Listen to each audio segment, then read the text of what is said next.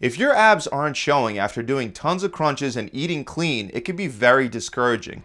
Being stuck at this in-between phase where you have a slim waist but either no abs or just a faint outline of the top two abs is actually a very common problem, but by fixing the issues that are preventing you from seeing your abs, you can quickly start making progress towards a more defined looking midsection with abs that clearly show. So let's start with the most obvious issue, which is body fat percentage. The amount of fat you have on your body will play one of the biggest impacts on how visible your abs are. Unfortunately, the belly area is one of the last spots to drop fat, so you'll see fat reduction from your face, hands, and arms long before you see it coming off of your stomach. The key is to be consistent with your diet and to stick to a calorie deficit made up of healthy single ingredient foods for long enough for the fat to start coming off the areas close to your center of mass. No matter how hard you work your abs, if you have a layer of fat covering them, your abs are just not going to show. Now, you might have been told to get your body fat percentage under 12% as a man to see your abs, but this exact measurement strategy is flawed. Some men will start seeing well-defined abs at 14% and higher, and others will have to cut more body fat to see their abs. This is due to the fact that different people have different bodies that have different preferential fat storage patterns. So if your body loves to store and retain fat specifically around the midsection, you'll have to cut down further than someone who primarily stores fat around their hips. The solution to this is to once again stay consistent with reducing calories by eating healthy, low-calorie dense foods like lean sources of protein, vegetables, and fruits for long enough until your body fat percentage is low enough to have those abs pop out more. Now, if your diet is good and you're starting to get lean, you could be making many different mistakes during your workouts that are preventing you and your abs from growing properly. For example, one of the biggest issues I see with ab workouts is that most people don't use enough weight to train their abs, and instead they perform way too many reps. This belief that you should train your abs with high reps stems from the false idea that they're primarily slow twitch fiber dominant. And the best way to stimulate slow twitch fibers is with a lot of reps. Well, it turns out, first of all, research shows that you'll build more muscle when you train with a variety of reps instead of always using the same number. Second, studies show that the abdominal muscles have a balanced muscle profile of around 55 to 58% slow twitch fibers, while the other almost half of the fibers are fast twitch. This is why it's especially beneficial to use a variety of rep ranges instead of only doing high reps. For example, you could do 4 sets of heavy decline sit-ups for 6 to 10 reps, and once you're done, you can do hanging leg raises for 3 sets of 15 to 20 reps. You can also superset the two, starting with your heavy set for 6 to 10 reps, and then immediately finishing off with a lighter set of 15 to 20 reps. Not using heavy weight and not focusing on upping the weight load used over time tends to be the bigger issue. There's no better surefire way to know that you're properly progressively overloading your abs than moving up from using a 35-pound weight on decline sit-ups for 10 reps to a 50-pound weight for those same 10 reps. The issue with high reps in general is that most people rarely take those sets to failure. That failure would be guaranteed if you just bumped the weight up every time you completed a set of 10 reps, but if you're focusing on more reps, true failure becomes more difficult to objectively measure.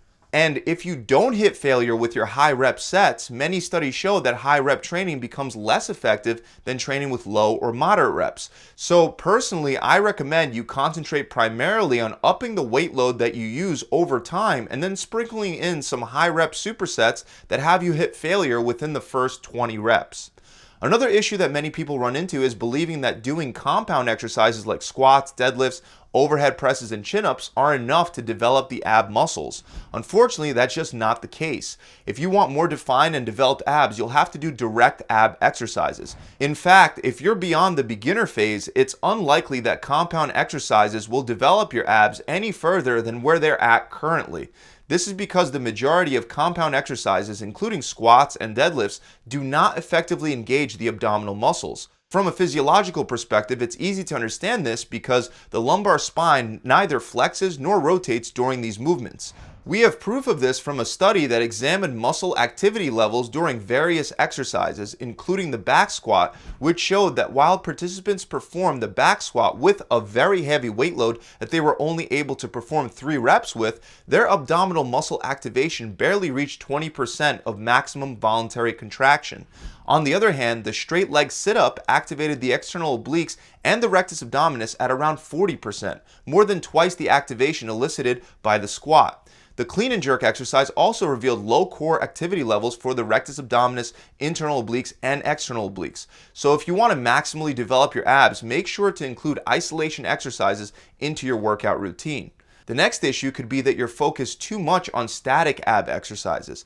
Exercises like planks, for example, are great from a core stability perspective. They're also great at developing deep tissue abdominal muscles like the transverse abdominis, and they can help you prevent lower back injuries. But only doing planks and other static ab exercises is not all that great for building well-developed abs for a few reasons. First, research shows that both the eccentric and the concentric phases offer many benefits that you simply don't get from static or isometric movements. For example, there's data that shows that you can produce 2 times more force during an eccentric contraction and 50% more during a concentric contraction than during isometric ones. So to put it simply, you can overload your muscles to a greater extent with dynamic exercises, leading to a more powerful muscle building stimulus.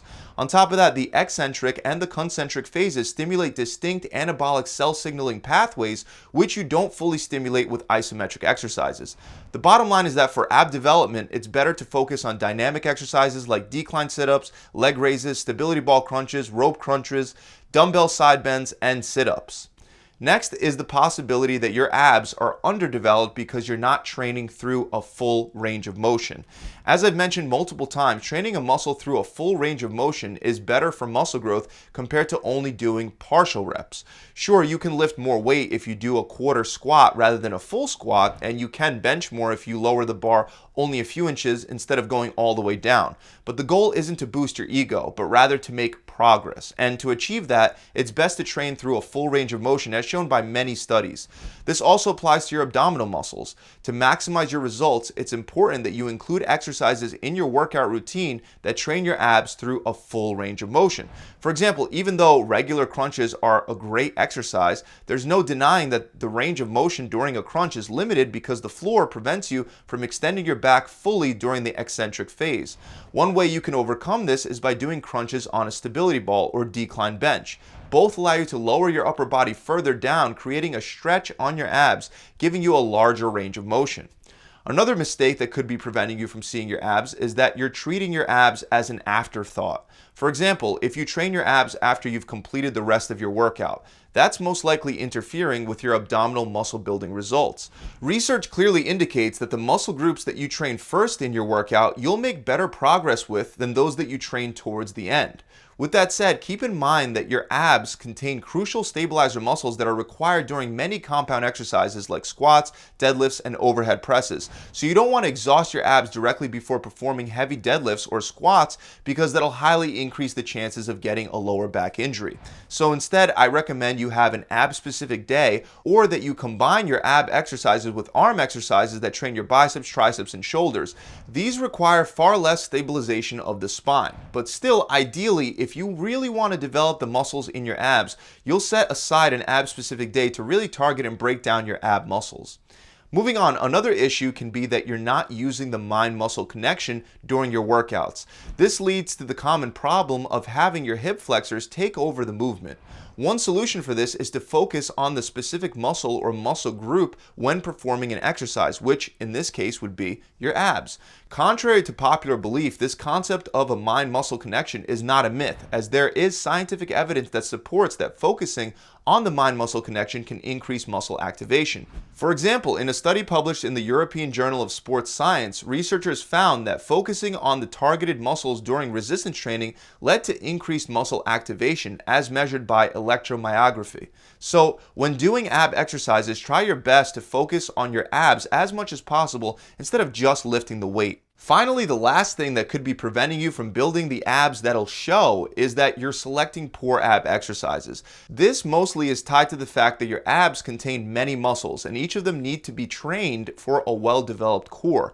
To be able to do that effectively, it's important that you have at least somewhat of an understanding of your abdominal anatomy. So first we have the rectus abdominis, which is the muscle that's responsible for creating that six-pack look. This muscle's main function is to flex the spine. An example of this is bending your trunk forward as you do crunches. You also train this muscle to a lesser extent with static exercises like the plank or ab wheel rollout, since it's the muscle contracting that's preventing you and your hips from dropping down. But like I mentioned earlier, it's best to train this muscle with dynamic exercises like stability ball crunches, decline sit-ups, cable crunches, and leg raise variations. Another muscle that helps outline the V-cut along the bottom of your abs is the external and internal obliques. These play a crucial role in trunk rotation, lateral flexion, and overall core stability. Two great exercises to target your obliques include Russian twists and cable wood chops. And lastly, we have the transverse abdominis, which can be found underneath the internal obliques. This is a thin sheet of muscle that's essential for stabilizing the core. That's why you activate this muscle during almost all movements, especially static ones like the plank. You can effectively train this muscle with exercises like ab wheel rollouts and plank variations. In general, the point is that it's important that you give all these abdominal muscles sufficient attention to build a well-developed physique, especially around your midsection. So that about wraps it up. I really hope this video has helped you find some of the issues that could be preventing you from seeing your abs. If it has, make sure you subscribe to the channel, and remember that body fat is one of the biggest parts of the equation. If you have too much body fat, you simply won't be able to see your abs no matter how developed the abs get. So if you'd like a streamlined approach to dropping 20 pounds or 5% of your body fat in the next 6 weeks, check out my free 6-week shred. It'll come with a personalized meal plan, a recipe book, and a workout plan that includes a full ab workout plan, and of course, a coach will be there to answer any questions and guide you through the entire process. To find out more, you can click the link below in the description, or you can visit my website directly at gravitytransformation.com. I'll see you guys soon.